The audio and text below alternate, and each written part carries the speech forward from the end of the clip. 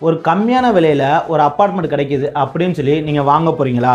அப்படின்னா இந்த லெட்ரு வாங்காமல் நீங்கள் அப்பார்ட்மெண்ட் வாங்காதீங்க. ஓ அப்படியா விஷயம்? அப்பனா தான் நீங்கள் பல லட்ச ரூபாயை சேவ் பண்ண முடியும். என்ன இருக்கும்? எனக்கு என்னடா தெரியும், கேளுடா. அது என்ன லெட்டர்னு தானே கேட்குறீங்க. நீங்கள் அப்பார்ட்மெண்ட் வாங்க போகிறதுக்கு முன்னாடி அந்த அப்பார்ட்மெண்ட்டோட அசோசியேஷன் மெம்பர், அதாவது அசோசியேஷன் பிரசிடென்ட், இது மாதிரி உள்ளவங்கள்ட்ட போய் நீங்கள் நோ டியூ சர்டிஃபிகேட் கம்பல்சரி வாங்கணும்.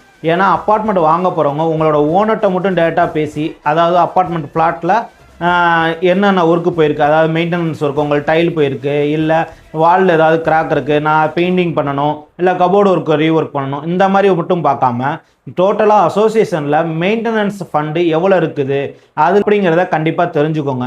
அப்படி தெரிஞ்சுக்கிட்டா தான் நாளைக்கு அசோசியேஷனில் நாளைக்கு லிஃப்ட் மெயின்டெனன்ஸ் பண்ணுறோம், இல்லை மேலே வாட்டர் ப்ரூஃப் கெமிக்கல் ஒர்க் பண்ணுறோம், இல்லை சரௌண்டிங்கில் ஏதாவது ஒர்க்கு கிராக் ஏதாவது அட்டன் பண்ணுறோம் அப்படின்னு சொல்லிட்டு அதுக்கான ஃபண்டு உங்கள்கிட்ட வந்து கலெக்ட் பண்ணுவாங்க.